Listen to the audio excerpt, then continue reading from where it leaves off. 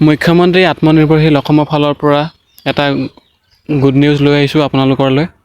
যিসকলে 3.0 নতুনকৈ আবেদন কৰিম বুলি ভাবিছে তেওঁলোকৰ বাবে এটা ভাল খবৰ আহিব যে তেওঁলোকে 11 মাৰ্চ অৰ্থাৎ আজিৰ পৰা আবেদন প্ৰক্ৰিয়াসমূহ কৰিব পাৰিব। তেওঁলোকৰ বাবে এই ভিডিঅ'টো বনাই দিছোঁ যাতে নতুনসকলে কেনেদৰে আবেদন কৰিব, পুৰণাসকলেতো গম পায় কেনেদৰে আবেদন কৰিব লাগিব।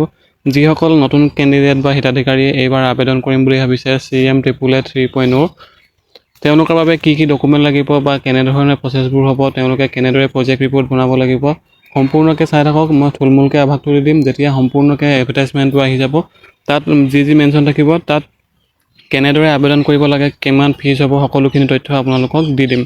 এতিয়া মেইন কথা আহিলে, যিসকলে নতুনকৈ আবেদন কৰিম বুলি ভাবিছে CMAAA আঁচনিখনত, আজি অৰ্থাৎ 11 মাৰ্চ আজি দিয়া আছে।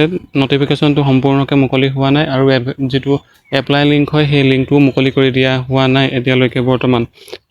এপ্লাই হোৱাৰ লগে লগে কেনেদৰে আবেদন কৰিব লাগে মই আপোনালোকক সকলোখিনি ইনফৰমেশ্যন তন্নতন্নকৈ দি দিম। এতিয়া আহিলোঁ মূল বিষয়। যিসকলে ডকুমেণ্টখিনি আগতীয়াকৈ ৰেডি কৰি ৰাখিব তেওঁলোকে এই আবেদন প্ৰক্ৰিয়াটোৰ লগত জড়িত হৈ পিনি সোনকালে আবেদন কৰিব পাৰিব আৰু সময়মতে তেওঁলোকে আবেদন কৰিব লাগিব। যিহেতু লাষ্ট ডেট এটা নিৰ্ধাৰিত কৰা হ'ব এই আঁচনিখনত। যিহেতু এপ্লাই ডেটটো আজিৰ পৰা দিয়া হৈছে, আবেদন এতিয়ালৈকে হোৱা নাই। আবেদন হৈ গ'লে আপোনালোকক ডকুমেণ্টখিনি দৰকাৰ হ'ব।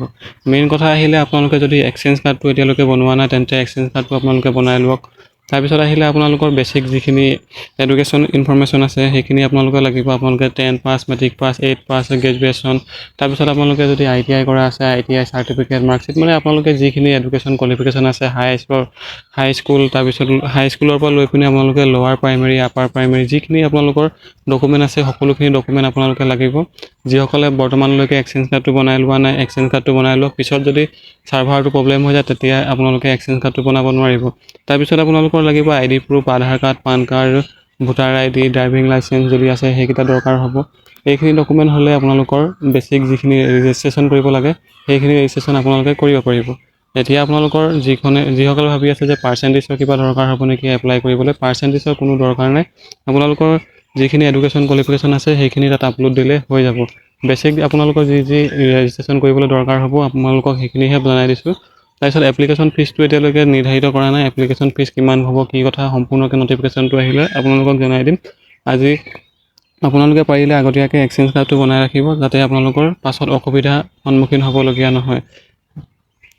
এতিয়া আহিলোঁ, যিসকলে আবেদন কৰিম বুলি ভাবিছে তেওঁলোকে নিশ্চয়কৈ আবেদন কৰিব। আৰু যিসকলে পূৰ্বতে টকাটো পোৱা নাছিলে বা আপোনালোকে যদি এই আঁচনিখনৰ লগত 1.0 যিটো প্ৰথমে আবেদন আছিলে তাতো যদি আবেদন কৰিছিলে বা আপোনালোকে 2.0টো আপোনালোকে আবেদন কৰিছিলে, তেনে ক্ষেত্ৰত আপোনালোকে টকা পোৱা নাই, তেন্তে আপোনালোকক মই এটা ছাজেশ্যন দিব বিচাৰোঁ। আপোনালোকে এই 3.0টো আবেদন কৰি দিয়ক যাতে আপোনালোকে পাছত আপোনালোকৰ বন্ধুবৰ্গসকলে টকা পাব। আপোনালোকে যদি নাপায় কিবা কাৰণত আপোনালোকৰ মন বেয়া হ'ব।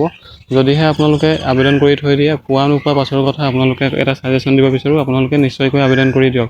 যিসকলে নতুনকৈ আবেদন কৰিব তেওঁলোকৰ বাবে মই ছেপাৰেটকৈ অন্য এটা ভিডিঅ' বনাম। তাত কেনেদৰে আপোনালোকে নিজৰ মোবাইল, লেপটপতে আপোনালোকে আবেদন কৰিব পাৰিব। আৰু প্ৰজেক্ট ৰিপৰ্ট এটা আপোনালোকে এতিয়াৰ পৰাই যিটো প্লেনিং হয় আপোনালোকে কৰিব লাগিব। আপোনালোকে কি কৰিব, পশুপালন, মীন পালন, আপোনালোকে হস্ততাঁত, আপোনালোকৰ ক্ষুদ্ৰ উদ্যোগ আছে বা আপোনালোকে কি কৰিব, আপোনালোকে এতিয়াৰ পৰাই প্লেন কৰিব লাগিব। তেতিয়াহে আপোনালোকে প্ৰজেক্ট ৰিপৰ্টটো ভালদৰে বনাব পাৰিব আৰু তাৰ মতে আপোনালোকে উপস্থাপন কৰিব পাৰিব। আপোনালোকে যদি আগৰ পৰাই আপোনালোকে প্লেনিং নকৰে তেনে ক্ষেত্ৰত আপোনালোকে যদি অনলাইন কেফেত আপোনালোকে আবেদন কৰিবলৈ যায় তেতিয়া আপোনালোকৰ অসুবিধাৰ সন্মুখীন হ'ব পাৰে। আৰু যিসকলৰ আবেদন এতিয়ালৈকে এক্সচেঞ্জ কাৰ্ডটো বনোৱা নাই, বাৰে বাৰে কৈ আছোঁ এক্সচেঞ্জ কাৰ্ডটো বনাই লওক যাতে পাছত যিহেতু ছাৰ্ভাৰ প্ৰব্লেম হৈ যায় সেইবাবে আপোনালোকে পাছত এইখিনি কাম কৰিবলৈ অসুবিধাৰ সন্মুখীন হ'ব পাৰে।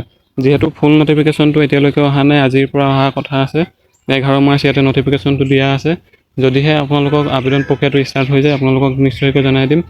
তো ভিডিঅ'টো আছিলে ইনফৰমেশ্যন ইমানখিনিয়ে। যদিহে আপোনালোকৰ ফুল নটিফিকেশ্যনটো আহে আপোনালোকক নিশ্চয়কৈ জনাই দিম। ভিডিঅ'টো ভাল পালে আপোনালোকে লাইক কৰিব আৰু শ্বেয়াৰ কৰিব। আগলৈ যাতে এনেদৰে ৰিলেটেড ইনফৰমেশ্যনবোৰ সময়মতে পাই থাকে তাৰ বাবে চেনেলটো ছাবস্ক্ৰাইব কৰি ল'ব। আজিলৈ ইমানেই। ধন্যবাদ। জয় অসম। পুনৰ লগ পাম অন্য এটি আপডেট লৈ পিনি।